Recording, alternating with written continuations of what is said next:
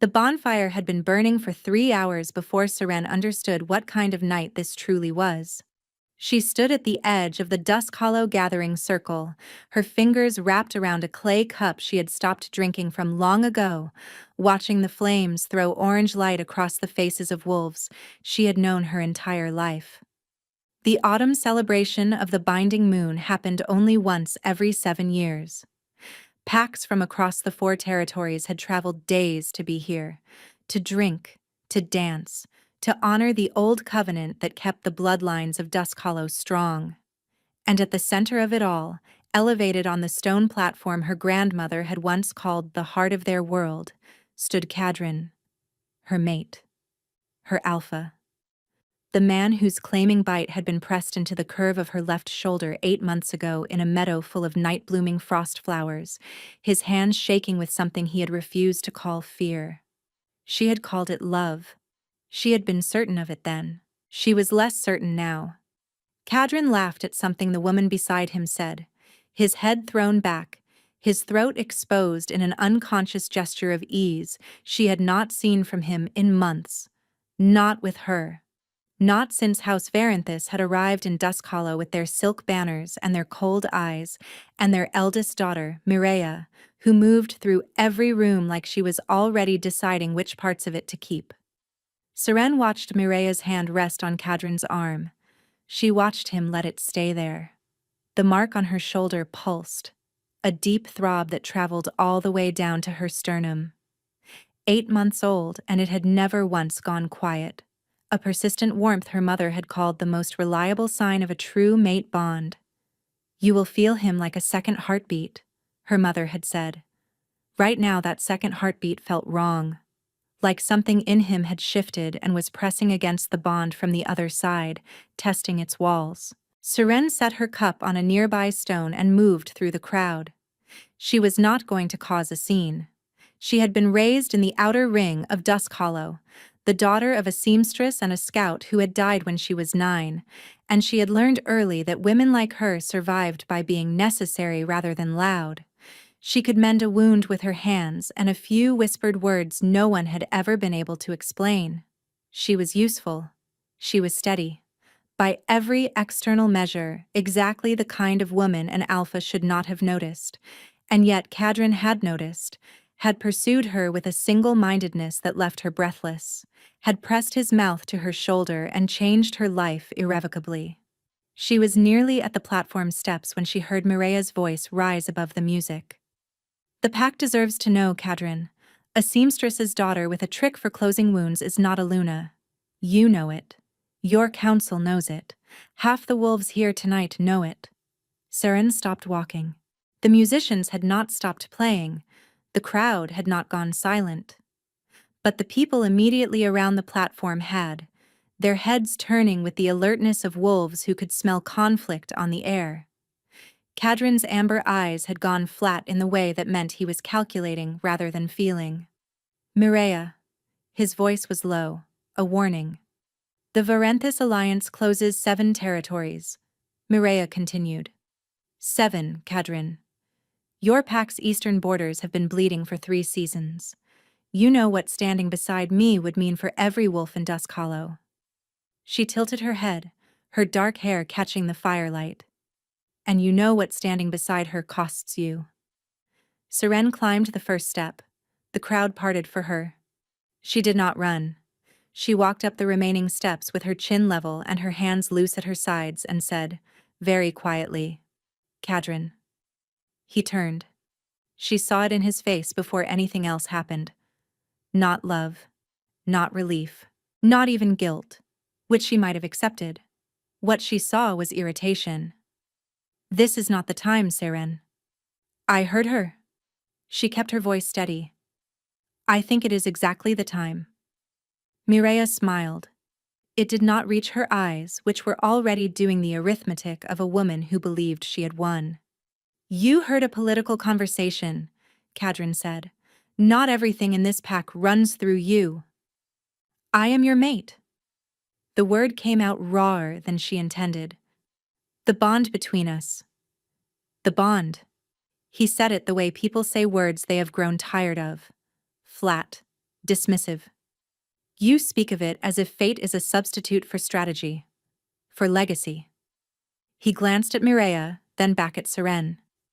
You are a good woman, but goodness is not enough for what this pack needs. The music stopped. She did not know when. She only knew the silence was sudden and total, and every wolf within 20 feet was watching, and the mark on her shoulder was burning with a heat she had never felt before. Not warmth now, but something closer to warning. Then tell me what the pack needs, she said. Tell me to my face. It needs strength, alliance, a Luna whose bloodline carries weight beyond sentiment. Say it plainly. Her voice did not shake.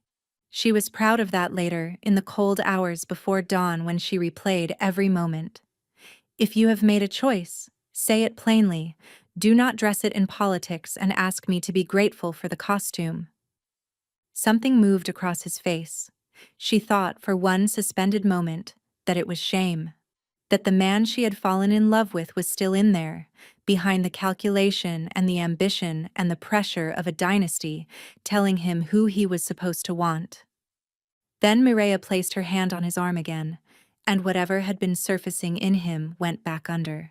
Go home, Kadrin said. 2 words. Soft enough that wolves at the outer edge of the crowd might not have heard them. Loud enough that every wolf on the platform did.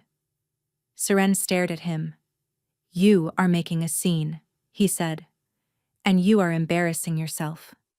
She felt the tears rising and refused them. She would not cry here. Not in front of Mireia Varenthis and her silk banners. Not in front of the pack that had watched her grow up. She turned to walk away. She had made it 2 steps. She did not hear it coming. She heard it only as it landed.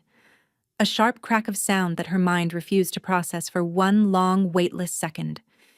His hand, open-palmed, across her cheek. The force of it snapped her head to the side. She stumbled.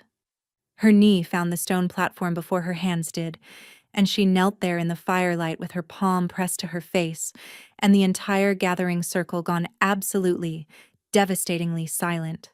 The mark on her shoulder detonated, not warmth, not warning, agony. A white-hot rejection that tore through the bond like a blade pulled through silk. She gasped, her free hand flying to her shoulder, pressing against the place where his teeth had once gentled against her skin and made her feel chosen. The crowd did not move, did not speak. 40 wolves, and not one of them drew breath loud enough to hear. And then a voice. Not Kadrin's, not Mireia's, not any voice she recognized. Enough. It came from the bottom of the platform steps, quiet the way a drawn blade is quiet, not because it lacks force, but because it does not need volume to carry threat. Seren lifted her eyes from the stone beneath her hands and found the source. He was tall, broader than Kadrin, though he stood at ease in a way that made his size feel unhurried rather than aggressive. His hair was the dark auburn of old timber, and his eyes, pale gray, nearly silver, were fixed on Kadrin with an expression that made several nearby wolves take an involuntary step backward. He wore no pack insignia she recognized, no banner color, no ceremonial markings. He was a stranger at a closed gathering, and he was looking at the Alpha of Dusk Hollow the way you look at something you have just decided you cannot respect. She is on her knees, the stranger said, each word distinct, unhurried. On stone, in front of her own pack. He climbed the first step, and not one wolf here has moved. Kadrin's eyes had gone predator flat. This is pack business, you have no standing here. My name is Rake, Alpha of the Ashbourne Pack, Northern Ridge, and you are correct. I have no standing in your internal affairs. He reached the platform, and Seren felt the air pressure change the way it changes before a storm breaks. But I have standing as a witness, and what I witnessed is not pack business. His pale gray eyes moved to Seren for the first time. Something passed across his face. Not pity, something harder and more carefully controlled. Can you stand? She pressed her palm flat to the stone and pushed herself upright, her legs steadier than she had any right to expect. She looked at Kadrin. He was not looking at her. He was locked in the wordless calibration of alphas measuring each other, and she understood with a clarity that felt like ice water that she had already ceased to be the subject of this moment. She had become its occasion. She descended the platform steps alone. No one stopped her. No one followed. The crowd parted in that awful, prescient way, and she walked through it with her hand pressed to her shoulder and her chin level, and her eyes fixed on the tree line at the edge of the gathering circle. She heard Rake's voice behind her, still quiet, still carrying the weight of a man who has decided something. A wolf who raises his hand to his own mate, Rake said, has already told you everything you need to know about what he will do with power when no one is watching. She crossed the tree line. The darkness swallowed her.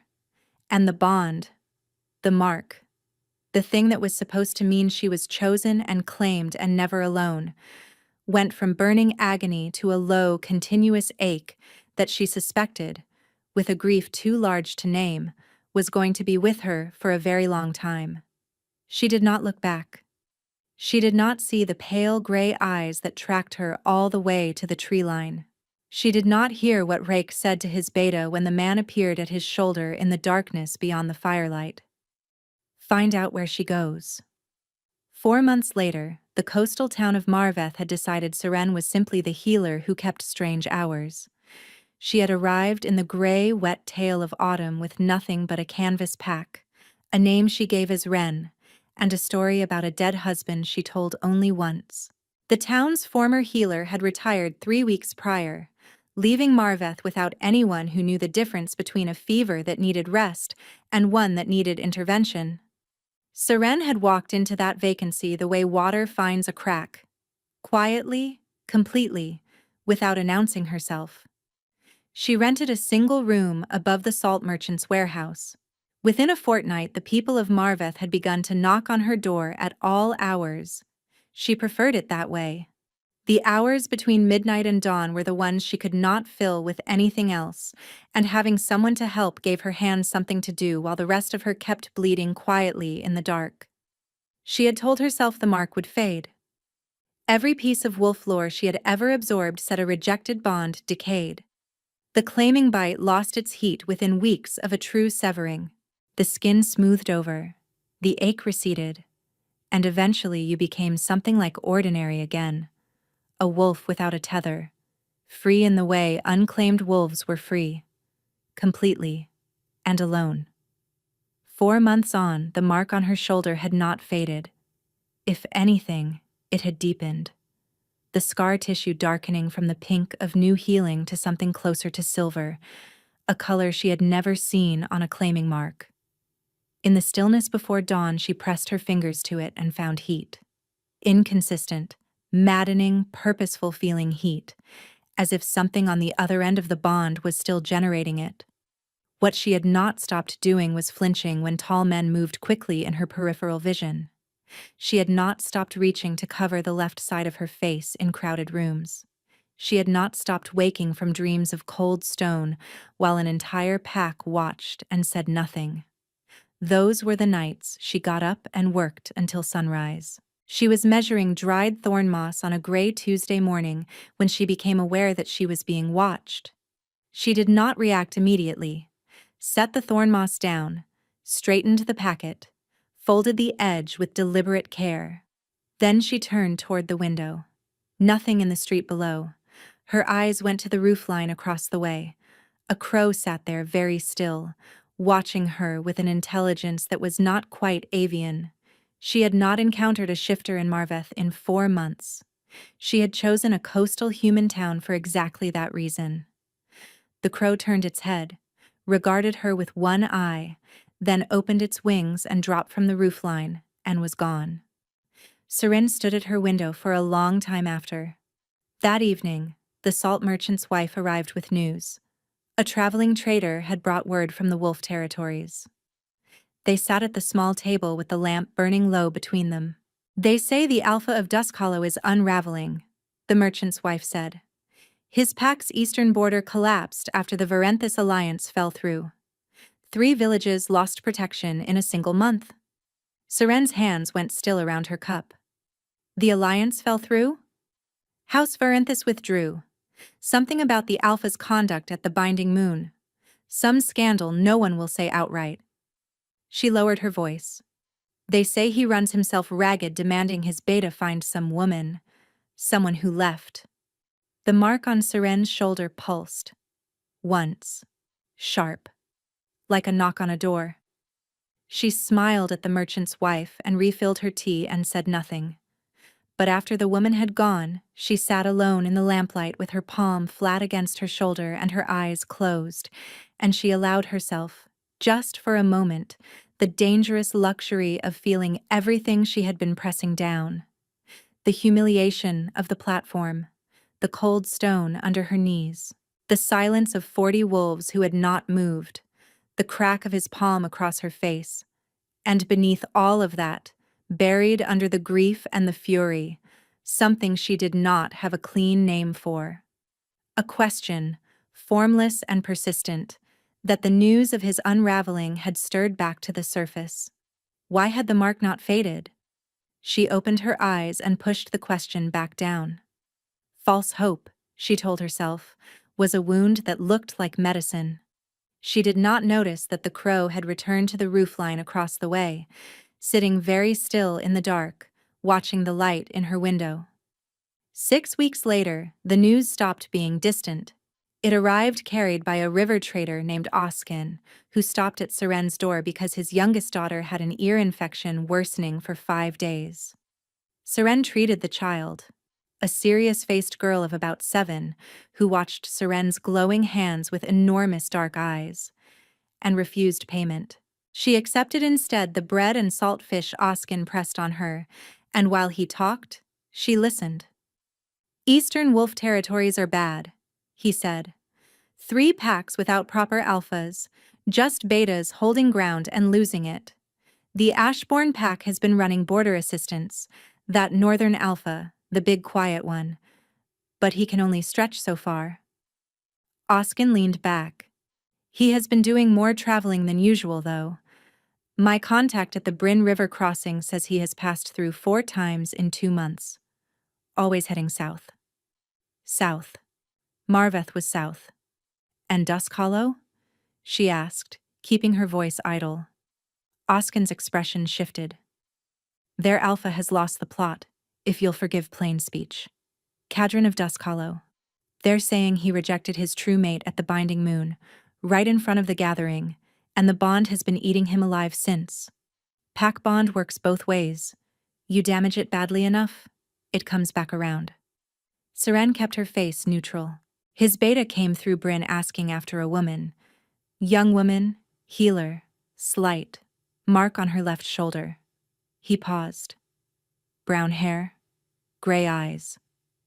The room was very quiet. The child slept on, undisturbed. He is offering 30,000 in territory bonds for information, Oskin said carefully. That is not a small number. 30,000. Enough to buy this entire street. I hope he finds her, Seren said. Whoever she is. Oskin looked at her for a long moment, looked at her left shoulder where the collar of her work shirt sat, then looked back at his daughter on the cot, and something settled in his face. A decision made, and then unmade. Good healer is hard to find, he said finally. Child sleeps easy. That's worth more than territory bonds. He left before dawn. He did not leave a description at any of the crossings between Marveth and the river road. Seren stood at her window after they had gone and pressed both hands flat against the glass and tried to organize what she felt into something manageable. Cadron was searching for her. The man who had struck her across the face in front of 40 wolves was tearing his kingdom apart, losing border villages, running himself hollow, and the bond between them was burning when it should have been cold for months. She should have felt satisfied. She did not feel satisfied. She was still standing at the window when someone knocked on her door. Not the careful tap of a patient, not the frantic pounding of a crisis. 3 measured knocks. the kind that meant the person on the other side had no intention of being turned away. She crossed to the door and opened it. He was tall, auburn-haired, pale gray eyes, and he looked at her with the expression of a man who has been looking for something for a long time and is not entirely certain how to feel about finding it. "Wren," said Rake of Ashbourne. Not a question. Not a greeting. More like a man confirming a coordinate. Seren gripped the door frame. "You have the wrong door." "I have had the right door for 6 weeks," he said. "I was waiting to see whether you would move again." Something flickered through the claiming mark.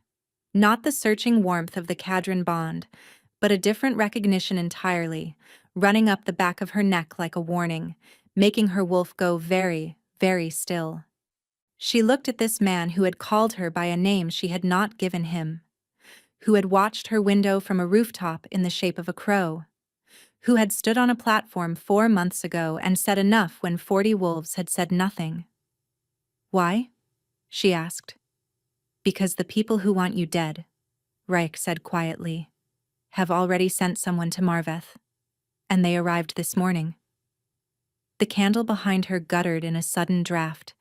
In the street below, something moved in the shadows between the buildings. Large, low to the ground, deliberate. Not a crow this time. A wolf. Seren had exactly 3 seconds to make a decision. 1. The wolf in the street turned its head upward, and she saw the red dye mark around its left eye. The kind used by contracted hunters to identify themselves to whoever had hired them. 2. Ryek's hand came up flat against the door frame above her head, not touching her, but close enough that she felt the shift in air pressure, the stillness of an alpha whose wolf had surfaced and was making rapid, quiet decisions. 3. She stepped back and let him in. He moved immediately to the window, his body angled to watch the street while remaining visible in the room. He was taller than she remembered from the gathering. Or perhaps the gathering had been firelight and distance and shock, and she had not truly seen him until now.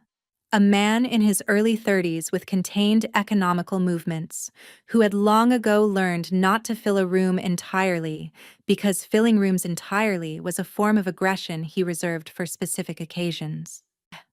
"House Varenthis sent them," he said, not looking away from the window.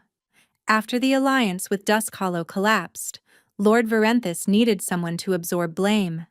The story they are telling is that you used your healing gift to manipulate Cadron deliberately, that the humiliation at the Binding Moon was engineered by you to destroy the negotiation. That is the most impressive lie I have ever heard. It is also the most dangerous. He has convinced 3 pack councils that you carry unregistered compulsion magic. The hunters below are licensed under that claim." His pale gray eyes held hers. "Varenthis controls the examiner. What happens during examination is at his discretion." Outside, something scraped against the building's lower wall. "There is more," he said. "About Cadron. About why the bond has not behaved the way it should." She wanted to tell him that was not his concern. She had spent 4 months building a woman who had no remaining interest in the internal weather of the man who had put her on her knees in front of 40 witnesses. But the mark pulsed, and she thought of the crow on the rooftop, and she said nothing. Rake took that silence for the permission it was. "The night of the Binding Moon," he said. House Varenthis had been working on Cadron for 2 full seasons, and not only politically. He placed a small folded paper on her table. "My herbalist identified it 3 weeks ago. A compound derived from blackthorn root and iron salt, combined with a bond suppression agent we have not seen before. It does not impair visible function, but it mutes the wolf.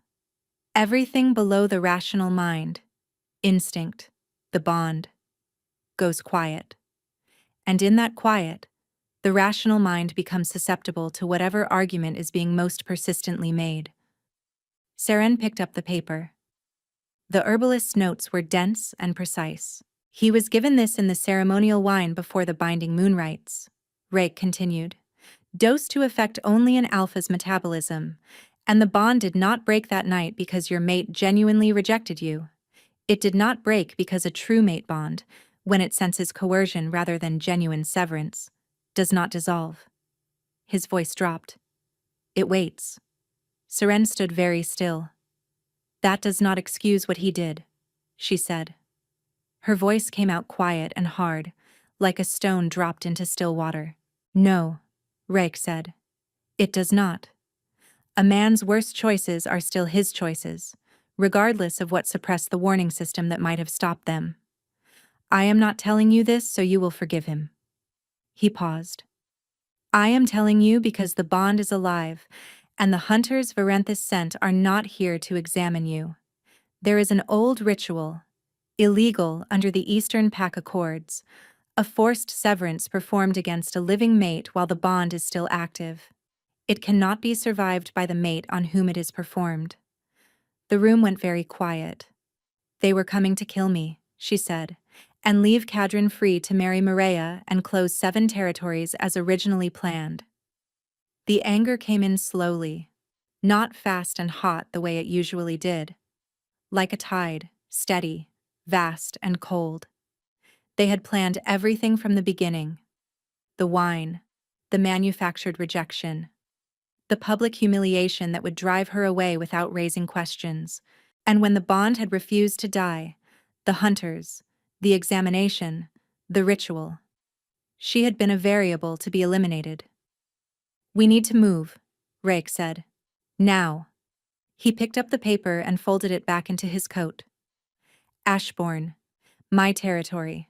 They cannot follow you there without triggering a violation that would require 3 pack councils to adjudicate. She looked around her small room, the table with its neat rows of remedies, the narrow bed, the canvas pack sitting behind the door, never fully unpacked, a habit she had developed and not yet decided whether to be proud of or ashamed by. She grabbed it. He went through the window first, shifting mid-drop. A large auburn gray wolf landing without sound in the yard below. Seren looked back at her room one final time, then she followed him into the dark. They ran through the night without stopping. They crossed the Bryn River at a narrow ford Seren would not have found on her own, and entered Ashbourne territory as the sky began to gray at the eastern edge. She felt the boundary crossing in her wolf, the territorial pressure of another alpha's claim, like walking from a cold room into a warm one. Her wolf did not fight it. That surprised her enough that she stumbled on a root. Rake slowed, glanced back. She shook her wolf head once, I am fine. And he held her gaze a moment longer than necessary before turning forward again. The Ashbourne outpost was a long, low building set into a hillside, camouflaged, surrounded by the watchful silence of a perimeter with wolves in it. Inside, a long table, a fire, maps. A woman sat at the table and assessed Seren in a single sweeping glance before looking at Rake. Clean exit? She said. Clean enough. Seren, this is Vielle. My second. She identified the compound. Vielle was somewhere in her mid-40s, with close-cropped silver hair and the unhurried manner of a woman who had spent decades in her competence and no longer felt any need to perform it. Let me see the mark, Vale said. Seren pulled her collar aside. Vale leaned forward. Her expression did not change, but something in her posture shifted. A subtle consolidation, as if she had just confirmed a theory she had not wanted to be right about. Sit down, Vale said. I will tell you what I know, and you will ask questions after. Seren sat. Reich remained standing near the fire, not looking at her, which she found she was obscurely grateful for. The compound has 3 functions, Vielle began. Bond suppression, which Reich has outlined. Emotional dampening, it places a fog between feeling and action, so what a person knows intellectually becomes more influential than what they feel instinctively. And third, a bond stress agent, the function that took me longest to identify. It pushes against an existing mate bond from the inside, like applying pressure to a joint until it nearly breaks. It mimics the sensation of genuine rejection from within. Seren's breath had gone very shallow.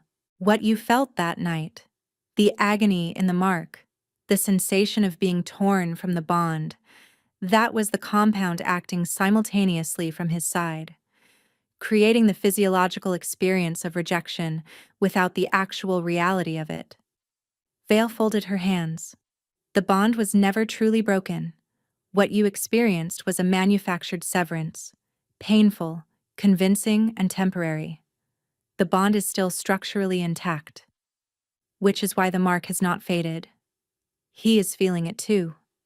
The searching, the pressure. His wolf knows the bond is alive. It is why he is searching for you.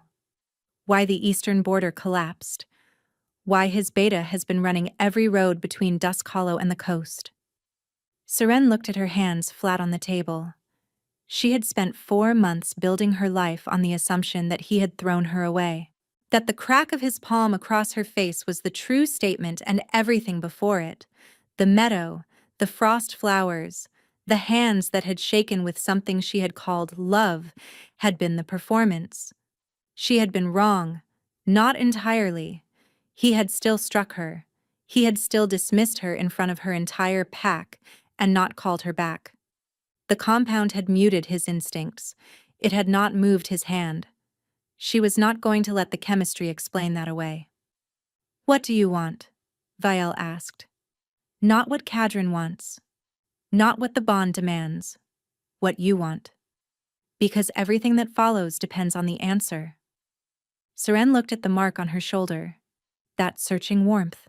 That pressure from the other side of a bond she had believed was gone, and had just been told was still entirely, structurally, waiting. "I want the truth," she said finally. "All of it. And then I want to decide for myself what I do with it. Not be told. Not be managed. Decide." Something moved through Rake's expression that might, under other circumstances, have been called relief. "Then we start with what we know," he said, "and we go from there." 3 days in Ashbourne taught Seren things she had not expected to learn. Rake ran his pack the way a careful architect builds a structure, not for how it looked from the outside, but for how it would hold under pressure. His wolves moved with a collective ease born of trust built deliberately, over time, by someone who understood that strength is a consequence of stability rather than its cause. He checked the perimeter himself every evening, not because his wolves could not do it, because he needed to see the edges of what he was responsible for with his own eyes. She found this, against her better judgment, deeply recognizable. On the morning of the 4th day, Vale came in from the communications room with an expression gone carefully still.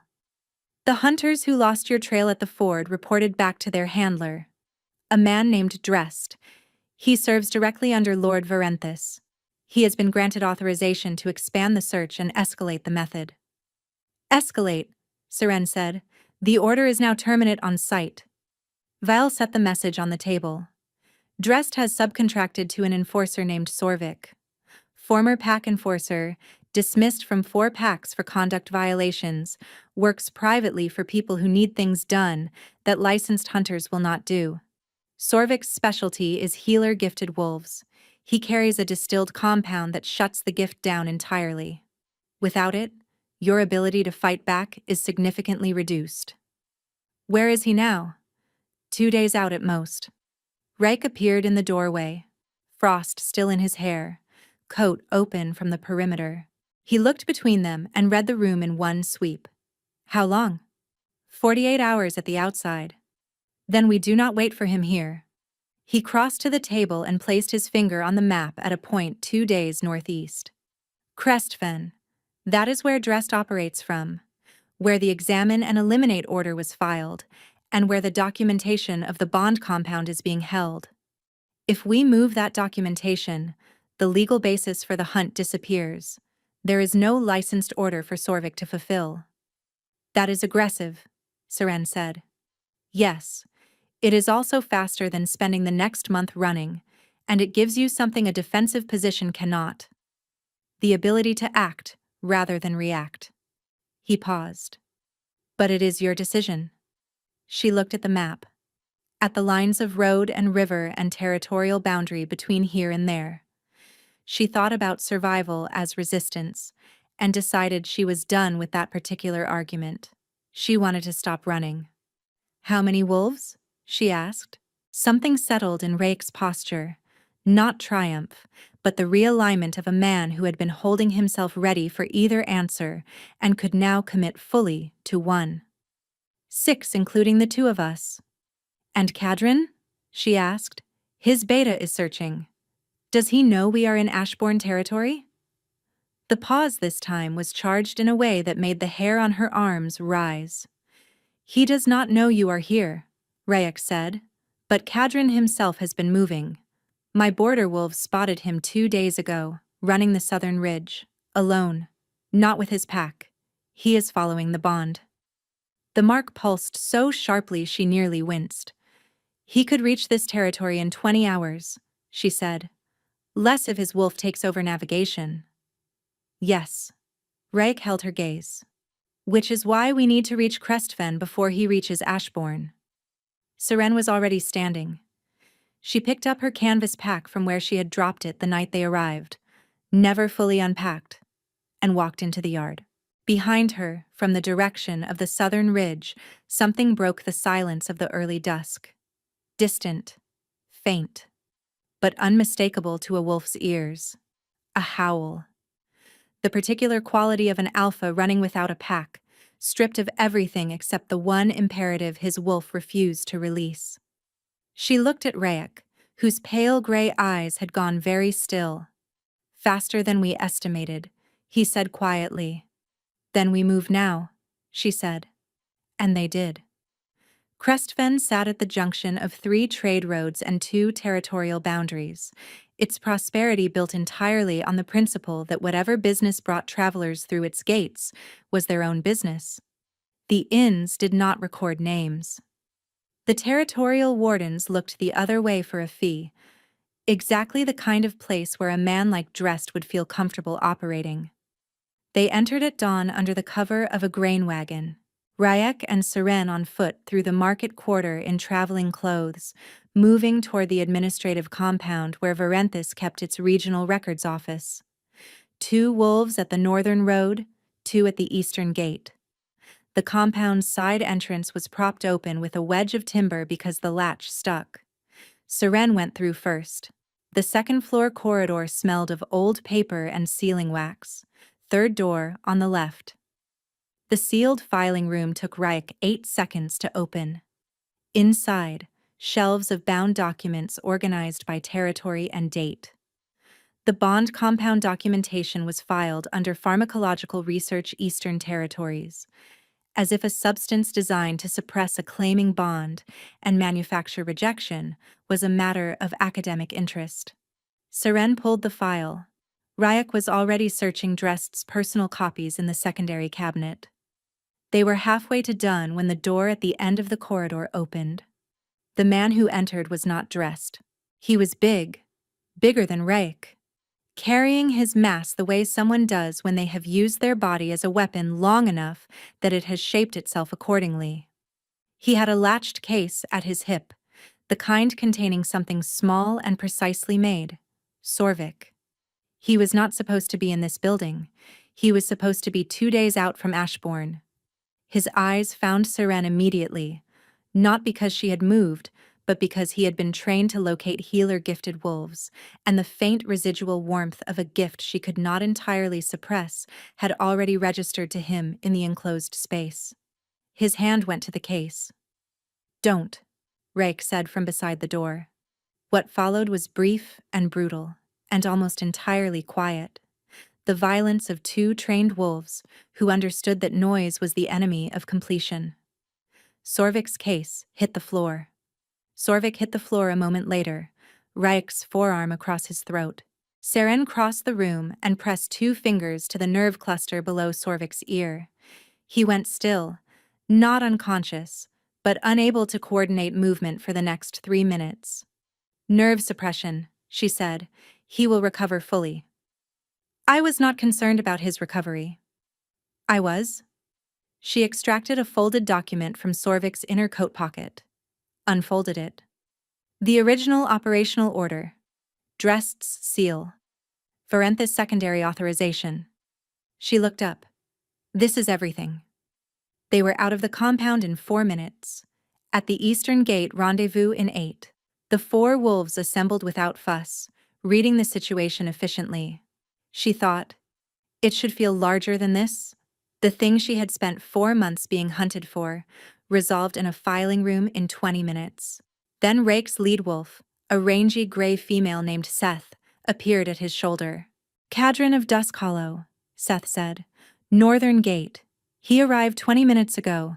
His wolves are holding position on the northern ridge, 12 of them. He alone is asking for her by name. The mark on Seren's shoulder detonated. Not the manufactured agony of the binding moon. Not the dull, persistent searching of those long months in Marveth. A recognition so complete and immediate it felt like a hand closing around her sternum. The bond snapping taut, pulling with the full weight of everything that had been suppressed and manufactured and waited out over 4 months of distance.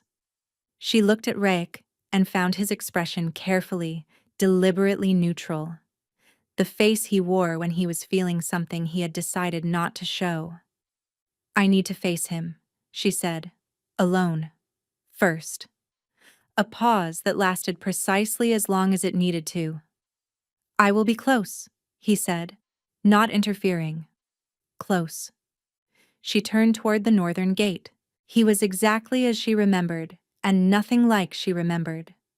She saw him from 40 feet away, standing at the gate with his back to the road he had come from, his face turned toward the market quarter with the absolute focused attention of a wolf tracking a scent he would follow through bedrock if required. He had not slept. The hollows under his eyes, the rough jaw, and the careful deliberateness of a man spending the last of something to remain upright told her that clearly from 40 feet. He looked like 4 months of consequences wearing a man's face. She stopped 10 feet from him. He turned before she spoke. His wolf had already found her. She felt the bond snap into sudden, overwhelming clarity the moment his amber eyes landed on her, as if someone had lit every lamp in a dark house simultaneously. His eyes did not go soft. They went shattered, which was worse and better at the same time. Seren. One word, her name, said, with the voice of a man who had said it so many times in the dark that it had worn grooves in his throat. She did not move. Something in him appeared to be doing battle with something else. The constructed control of an alpha against the stripped-down need of a wolf who had been running for months toward a bond he refused to release. The control lost. I have been losing my mind. I know, she said. He looked at her, really looked, the way he had not looked at her on the platform. She let him look, and she watched him catalog what those months of running and hiding and rebuilding had done to her face, and she watched him absorb the cost of it. I do not remember the ceremony, he said. I have been told what I did, and I understand that is not an explanation. I understand it is not sufficient. It is not sufficient, she agreed. He flinched as if she had struck him. The irony of that movement landed between them in the cold morning air, and neither of them looked away from it. The slap, he said. His voice dropped on those 2 words. That was not the compound. I cannot make that into something I did not choose. My wolf was suppressed and I still... Yes, she said. You did. I have no words for what I would give to go back to that platform. You cannot go back to it. She held his eyes. I spent those months believing you had thrown me away. I spent them with my hand against a mark that should have been fading and was not. Afraid to hope because hope felt like the most dangerous thing I owned. And all that time, your people were trying to kill me to finish what they started. Cadron's jaw worked. His hands at his sides had gone rigid. She reached into her coat and withdrew the file. He took it with hands that were not entirely steady, and she watched him read. Watched his amber eyes move across the compound analysis, the operational orders, the clinical bureaucratic language of documents that had planned her death. She watched the color drain from his face, and then return, hotter, darker, in a tide of fury so controlled it made the air around him feel pressurized. Reich of Ashbourne retrieved this from Crestfin this morning, she said. He has been gathering evidence for 3 months. He has been protecting me for 4. Kadrin looked up from the file. He located Reich at the edge of the market square. Close, not interfering. Their eyes met. Something passed between the two alphas that was not aggression and not gratitude, but occupied the complicated territory between the two. I owe him a debt I do not know how to repay, Kadrin said. The words cost him something. You owe me a conversation, she said. That comes first. He looked at her with an expression she had never seen on him before. Not the calculation, not the ambition. Something raw, something that looked like a man standing at the edge of what he deserved, and being honest, perhaps for the first time, about the distance between what he had been and what he wanted to be. Tell me what you need, he said. Not what do you want. Not what will it take. Tell me what you need. Something in her chest moved. She did not let it move too far. The bond between them was alive. She could feel it with absolute clarity now. The manufactured severing dissolved. The searching warmth resolved into something simply and completely present. And the bond being alive did not mean the wound was healed, but it was a beginning. The truth, she said. All of it. And time. I will not be rushed into forgiveness because the bond is inconvenient without it. I know, he said, and then, with the directness she had first loved about him before the ambition had buried it, I will answer for all of it. Every piece. Then come with us to Ashbourne, she said. There is more you need to hear. He looked at the file, then at her, then briefly at Hayek. Lead the way, he said. The journey back to Ashbourne was nothing like the journey out. Going to Crestfin, they had moved with the unified purpose of a pack operating toward a single objective. Coming back, with Kadrin folded into the group, the silence had a different texture entirely. He ran at the edge of the group, not hanging back, not pushing forward, giving no one anything to react to. Seren ran in the middle. Reich ran point. She was aware of both of them the entire journey. The bond with Kadrin was a constant, clarified presence, no longer manufacturing false signals, simply there, the way it had been in the meadow before everything went wrong. Reich she was aware of differently. No bond, no mark, just the attention of someone who had been watching not to track, but to understand. She pushed both awarenesses to a manageable distance and focused on the ground under her paws. They were an hour from the outpost when Seth dropped back to Reich with information that traveled through the pack in the rapid silence of wolves who communicated without language. Reich slowed. They shifted to human form at a stream crossing. The outpost has been compromised, he said. Seth counted 4 wolves in the structure and 3 on the perimeter. None of them are Ashbourne. Sorvik, she said. Not Sorvik, dressed. His jaw was set. He must have had a secondary team staged closer than our intelligence indicated. Vail is in that outpost. The cold of the stream bit through her boots. Is she? Alive. Seth saw movement consistent with someone being held, but dressed as operating outside the legal framework now. He knows we have the files. Which means he has nothing left to lose. Vile is leverage. Kadrin had shifted beside them, silent, listening. Reich looked at him directly, one alpha to another, no performance of dominance from either. You have wolves with you. 12, Kadrin said, running the ridge behind us. My beta Tovin leads them. I need them at the outpost, east and west perimeters. Tovin at the eastern approach. He looked at Seren. You stay at the crossing with 2 of my wolves. She opened her mouth. The documentation we carry, he said before she could speak, is the only thing between you and Drest reconstituting the hunt. If he takes it and takes you, everything we did in Crestfen this morning is worthless. He held her gaze. I am asking, not telling. Kadrin looked between them with an expression she could not entirely read. Saren looked at the file inside her coat.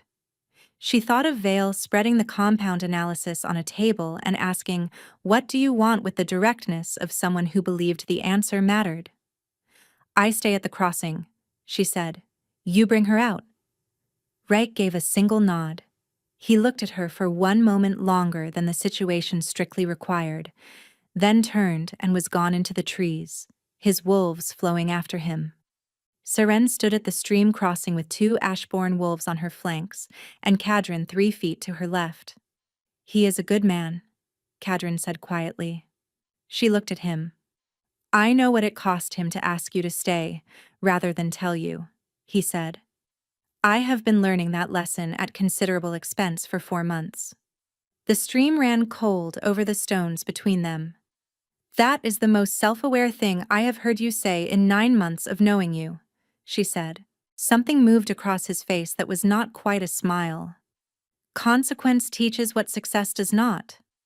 From the direction of the outpost she heard nothing, which was either very good or very bad.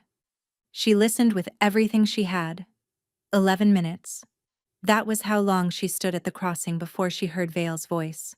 Sharp, clear, carrying the authority of a woman who had been held against her will and was done cooperating with the arrangement. Then 8 minutes of silence. Then fighting. Rapid. Compressed.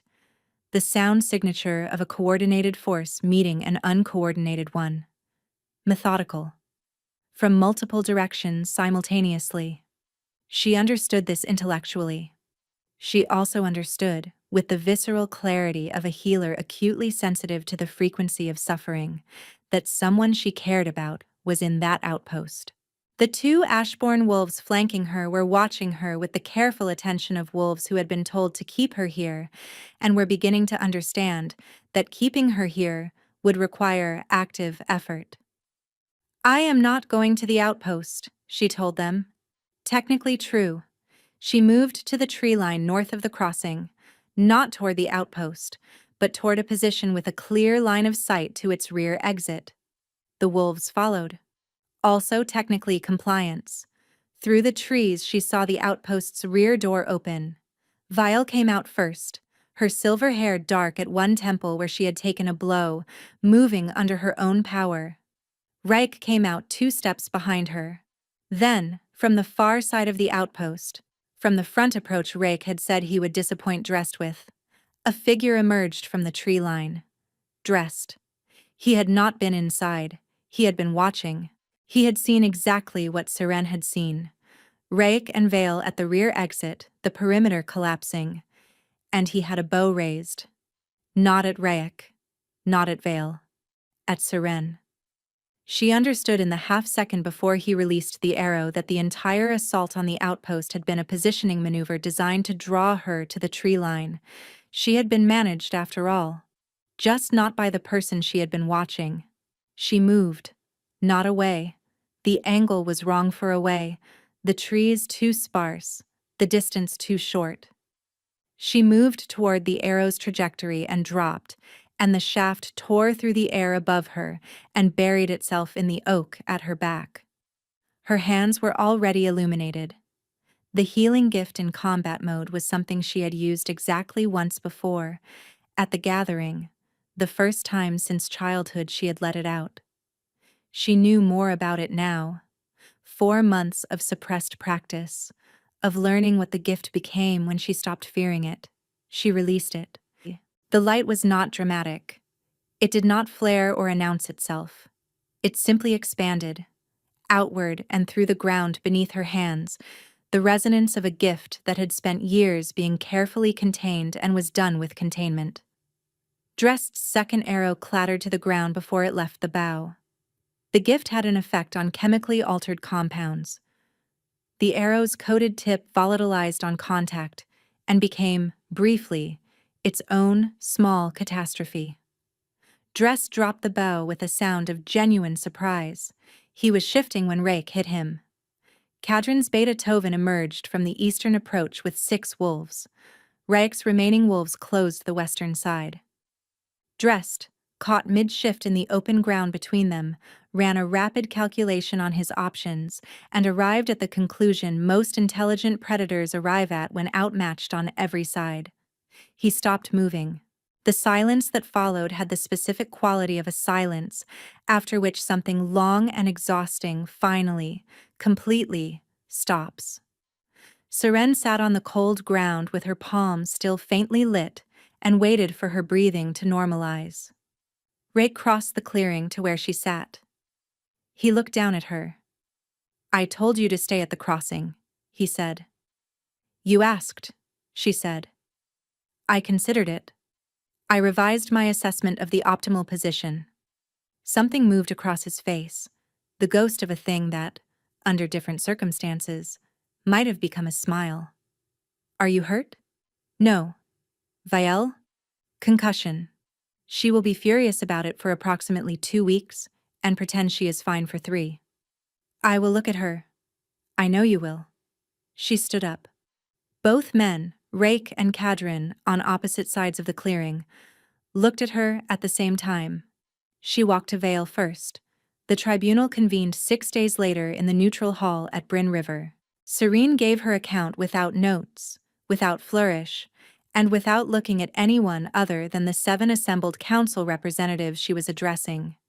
She had rehearsed it the way she rehearsed complex healing procedures, until it was exact, until there was no gap for misinterpretation to enter. The evidence spoke for itself. The bond compound documentation, the operational orders, the forced severance authorization. Vale's pharmacological analysis, delivered in Vale's own voice with the unhurried precision of a woman who had spent 3 months building an airtight case and was now deploying it. Kadrin testified.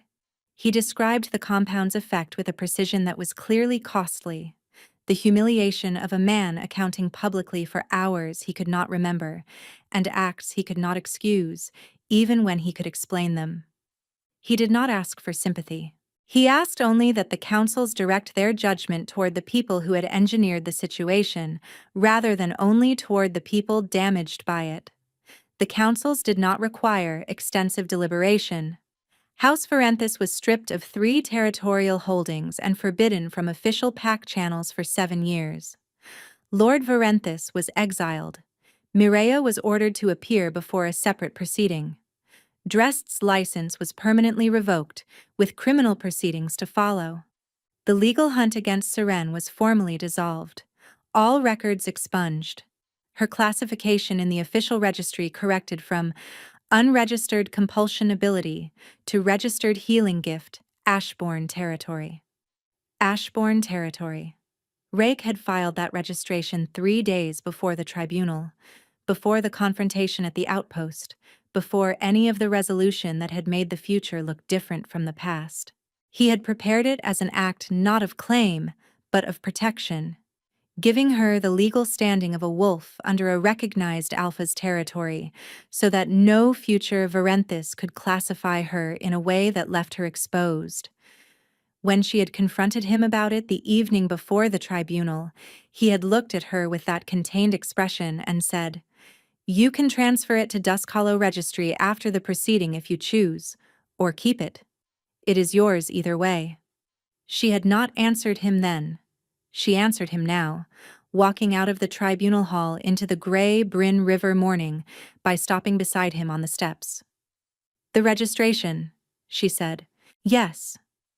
I would like to discuss the terms under which it remains where you filed it." He held her gaze. "That is a significant conversation." "I know. It should not happen on tribunal steps."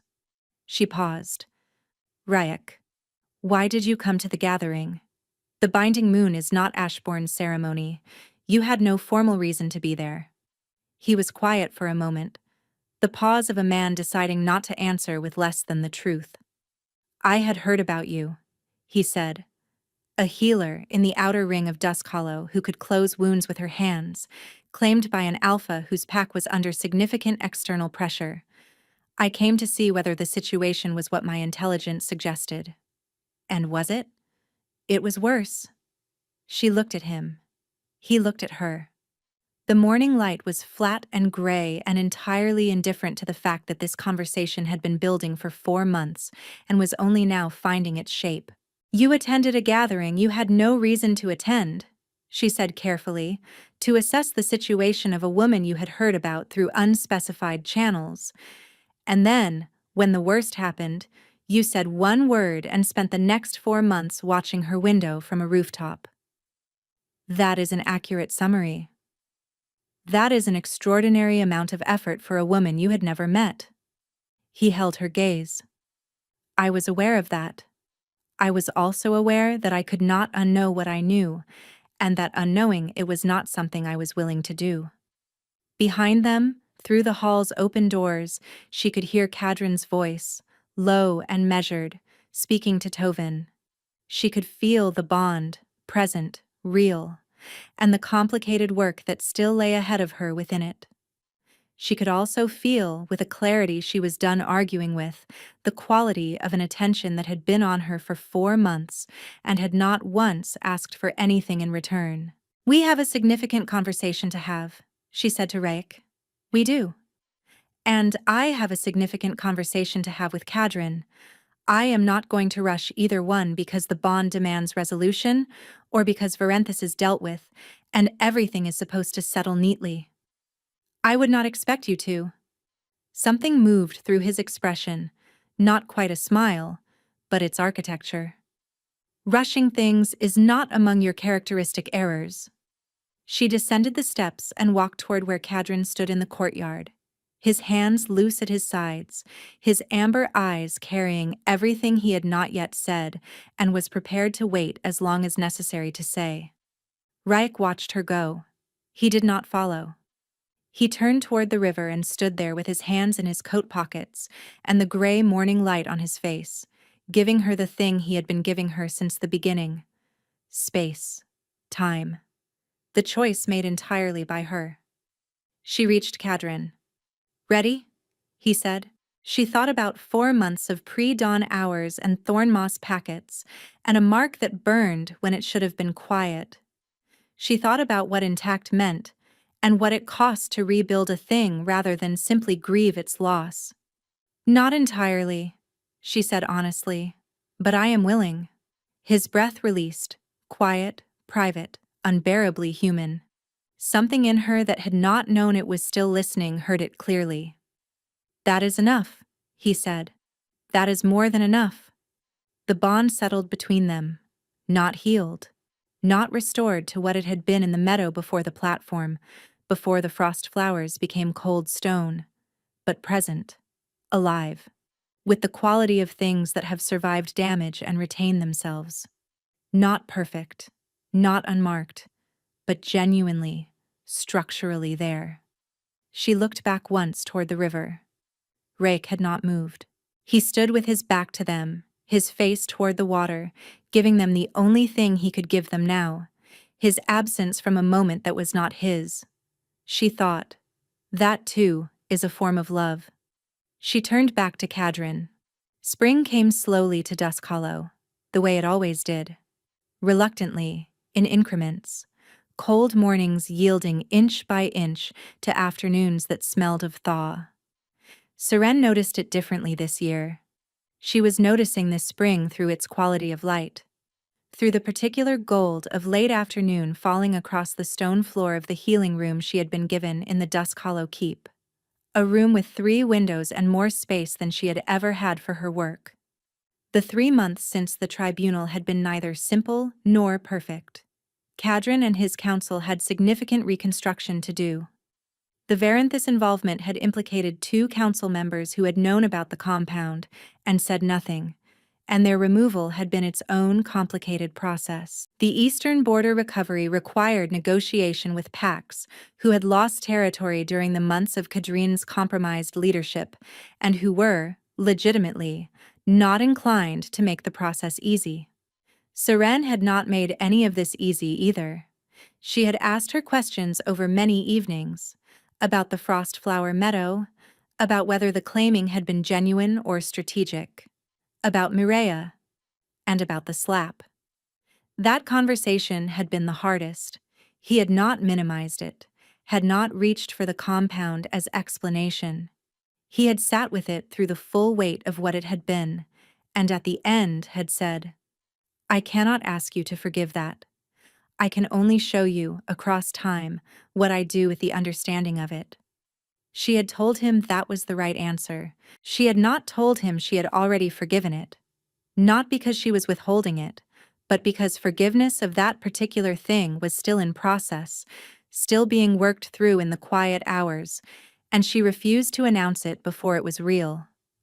The mark on her shoulder had changed.